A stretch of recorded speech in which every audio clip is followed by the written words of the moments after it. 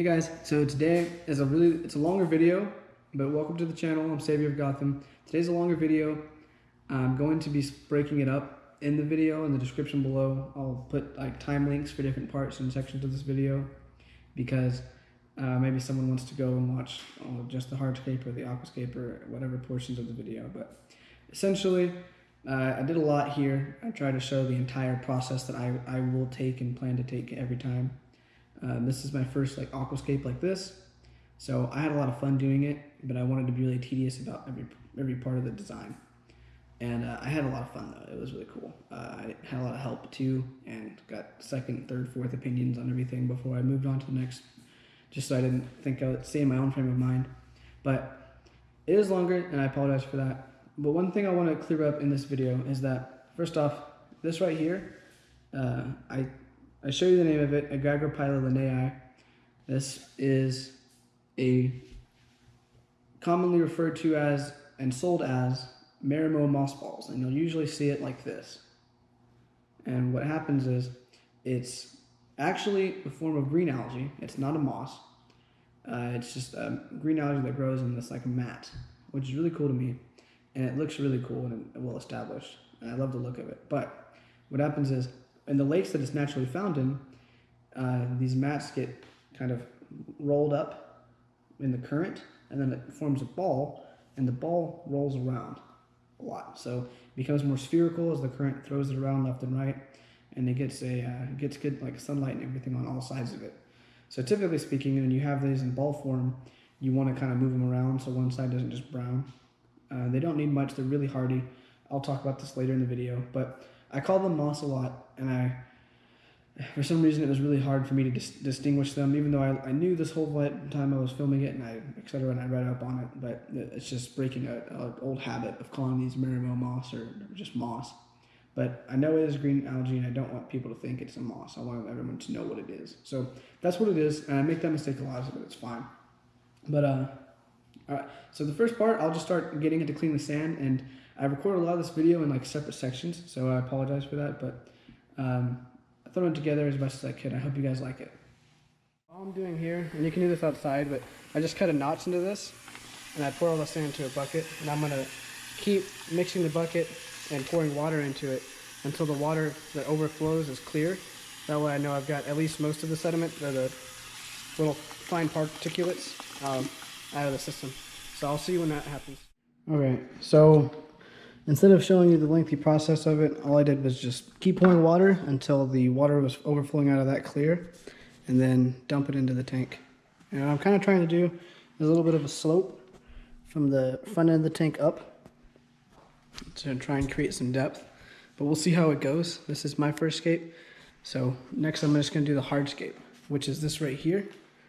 It's all Cerulean stone, which has some calcium lines actually.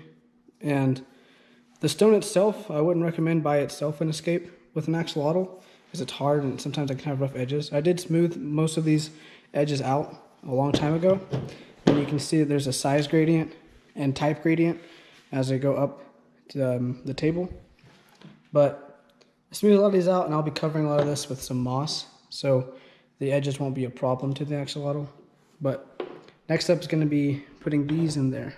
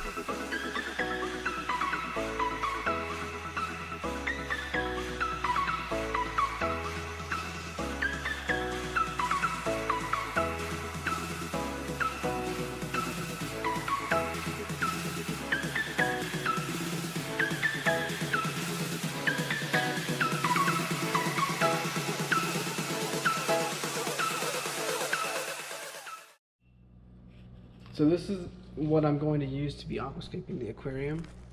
It's some moss, and I kind of wanted to grow it, make sure the color was nice before I decided to plant it. And I just threw it in here with Bernard. He's sleeping. But you'll see that the windows are actually pointed straight down at the aquarium. This is Mr. Toad, by the way.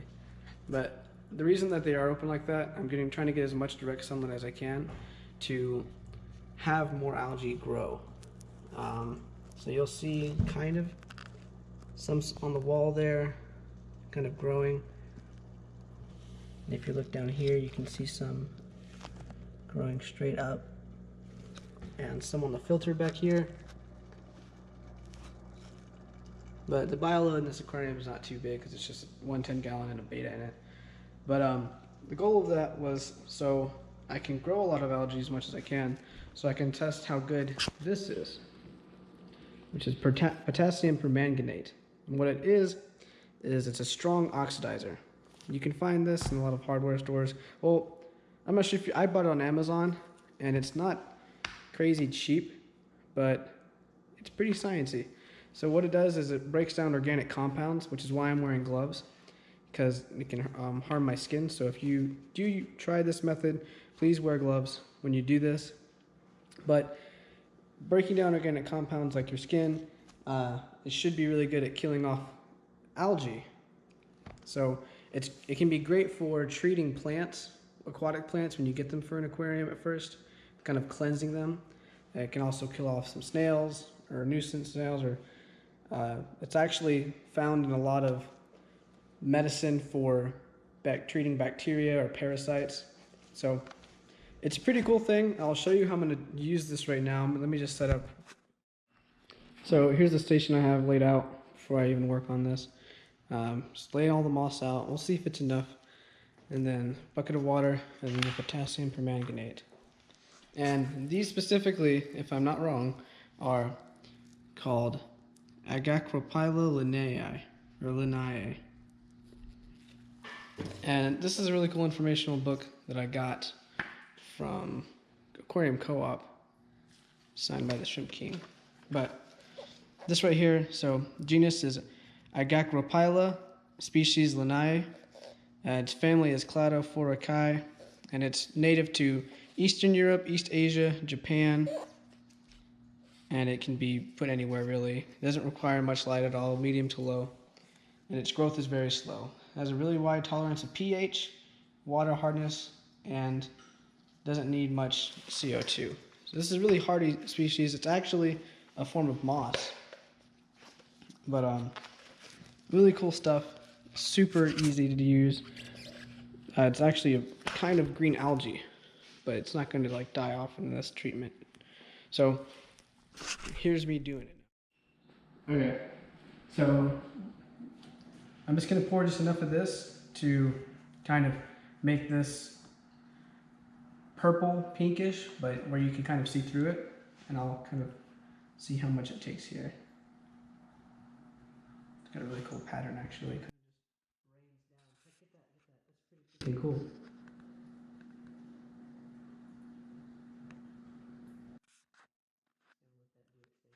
I don't even want to touch it. Are you getting that? That's so wicked. Get from up here, it looks like a jellyfish. That's wild. Alright. If this does the job as requested.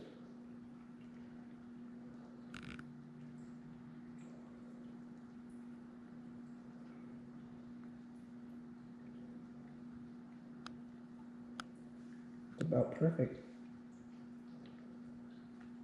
And that was barely any. Although this stuff is more expensive to get, I think this one bottle costs around $30, but off Amazon at least. It wasn't really easy for me to find it. It is better than doing a bleach treatment in my opinion, or it's safer, and it's less harmful, I guess. It's less hard on your plants or whatever you're using for this. So, can you see me? Mm-hmm. Let's go. So now all I'm going to do, and I'll do a little test run actually. So I'll just show you the process. Close off the drain gate. And by the way, I got longer kind of gloves which is why I was stirring with my hand. So if you do this, please wear gloves. It is a strong oxidizer and will do so on your skin, which has organic compounds. So I'll just take a piece and we'll put it in here. Let it sit for around 5 minutes or so. Take a couple pieces, see how they do.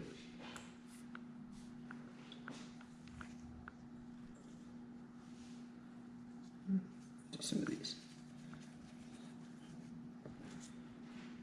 Good.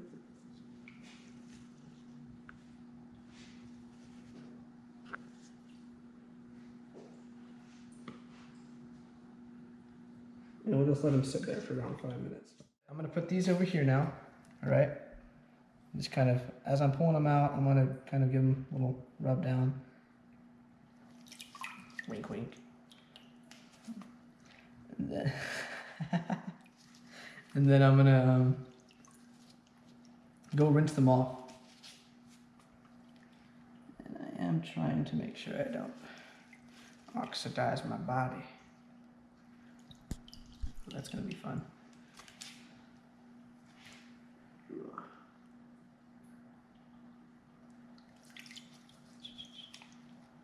All right, so then I'm gonna take this, I'm gonna put some more in. I'm gonna put more now that I'm more secure in this and its results so far.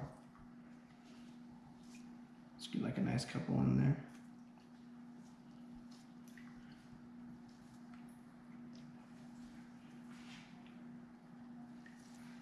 Let's get a good few in there.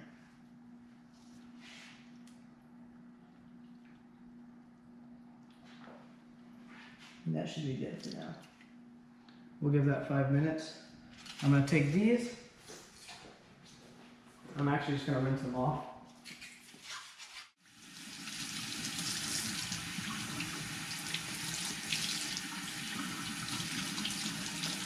Kind of kill off anything could be there.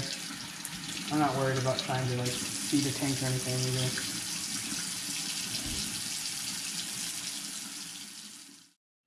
So after rinsing it off, and don't mind Bernard's tank, that was just a holding tank, I'll clean that up. I'm just gonna put it on a different plate, rinse the next one off, and rinse and repeat for all that I've got. This will vary for how much you guys have. Two things I forgot to mention was that, first off, the potassium permanganate will go a long ways with treatments if you use it for just this purpose. And unlike a bleach or some other things you can use that can be harder. And it's just fun. You'll feel like a scientist, trust me.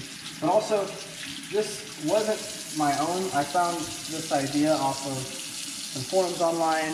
The first person that I actually saw it off of was Joey, the king of DIY. So I'll link the video that he uses it down below. So I don't want to feel like I'm discrediting someone that's already done this. I didn't create this idea, but I thought I'd spread it to as many people as I can. And it's just a fun idea. And I don't really see much algae growth on this actually, which is pretty cool. But Joey's a legend. I've learned a lot from him, and this is one of many things. Same thing with Corey from Aquarium Co-op and a lot of other fish channels. Okay, so here's my station. I got a table set up. That's just some spare rocks. Here's the Aquascape or Hardscape so far. I used some silicone here to try and let it sit for about 48 hours just to make sure that everything was nice and in place and nothing was going to budge or be any kind of a disaster in the future. So I set everything in stone. So this is my station. Basically, I'm just having the moss laid out, kind of look at what I want to cover, what I want to blend, and leave as is. And one thing I'm going to be using to attach the moss to the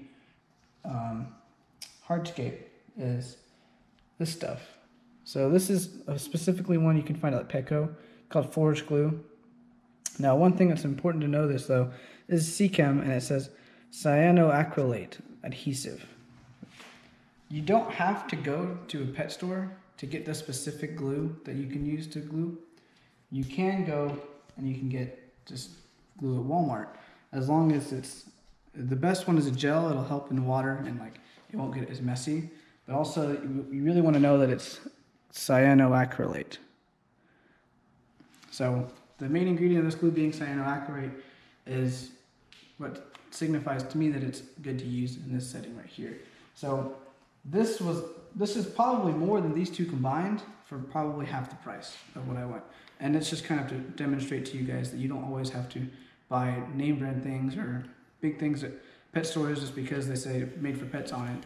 If you do some research, you can figure out that you can go to Walmart and find some cheaper alternative that's the exact same thing. So what I'll do is I'll take a piece of moss and I'll find a spot that I want it to go on, kind of get the look that I want, which I like that.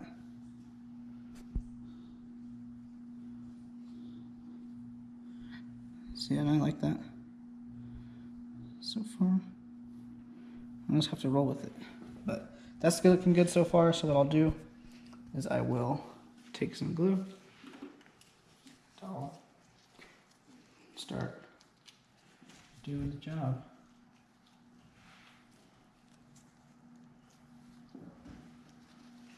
So one more time just to make sure I don't mess this up. Okay.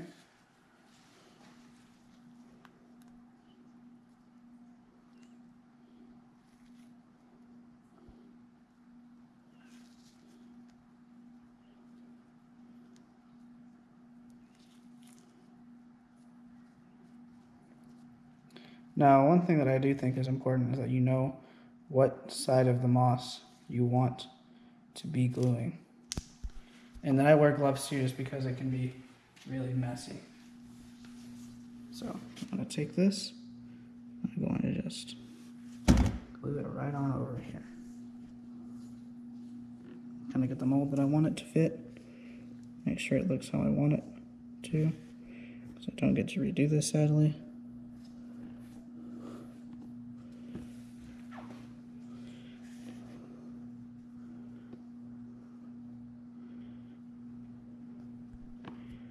And just like that, it's been glued onto the rock. And then I'll just build from here. But see, you can get pretty sticky and messy really fast. So wear gloves, it'll help you out a lot. And yeah, all right. Okay, so I got it to where I'm happy with it. I put a lot of time into it. I like all night is what it was, turned the lights on and everything. I had my roommate like work with me so much on this one, and I really appreciate his work and his help, because doing this alone would have really sucked, but I had a lot of fun. I got it to where I want it to be. I'm excited about it, and I really enjoy where it's at now. And I thought it'd be fun to do a little cinematic of it and just kind of like test things out like that. So I'm gonna do that now. I hope you enjoy it. Have fun.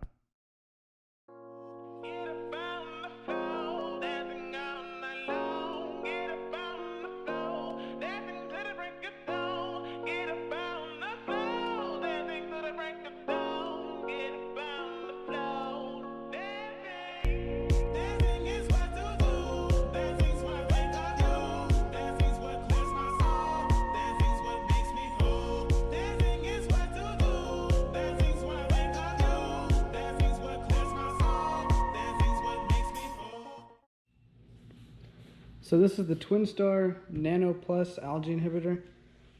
Let me just open it here. All right. So this is the cover, and this is something inside the box. This was the box. And here's going to be the device that controls it. This is what I assume we'll be using electrolysis in the water column. The adapter, and then some suction cups for it. A little manual. So we'll figure this out. So here it is in action. It was really simple, plug and play. Just connect that over. Try to make this clean. I'm gonna make this look cleaner, but I set it to the second mode. Although, since the whole volume is roughly 60 gallons, it could be in third mode, but I wanted to just do the second mode. And this looks so wild. But now it should periodically do that by itself without me having to mess with it. And it's a really simple attachment. 2 suction cups. Nice clean look. and I'll fix that. But yeah, so now that's gonna go against the tank. The instructions are really clear, and it is best to put it in an area where there's better flow. So I have some flow coming out of these, so it's kind of pushing this outwards. Also with the pull from that shooting outwards, just suction back. But if you put it in an area of low flow, it won't be as effective. But we'll see how this goes with this thing. I'm pretty sure it's using electrolysis, so it's taking the H2O and it's making O2 and sometimes O3 actually. But that O2 is kind of like a direct diffusion of oxygen into the water column, which I think will be a better area for the bacteria. So it'll increase the dissolved oxygen in the aquarium, and because of that, we'll have better aerobic functions of the bacteria inside. So one more thing to mention about this actually is that what it does is it'll break down the structure of unicellular algae, so single cell organisms like algae. So this will inhibit algae growth in the aquarium, but it'll prevent it. So this isn't for fighting already existing algae, but to prevent it. So I'm taking this as a safety measure so I don't have a blooming of algae in my aquarium, because algae can outcompete a lot of plants, and that's not the goal here. And it does so through electrolysis, so it kind of breaks down the algae's ability to maintain rigidity, and it just destroys all the spores. But it does not release anything into the water column that is harmful, and it won't change the water parameters any. I made sure of that well before I even thought of buying it. But that's it, that's what this is. For the lighting on this tank, I have the Fluval Plant 3.0. I scored an acrylic sheet just to kind of put it on the top so you don't have anything falling in from up there. But I got this light because it's very customizable and you can do what you want, and you can have a 24-hour time setting to go with it.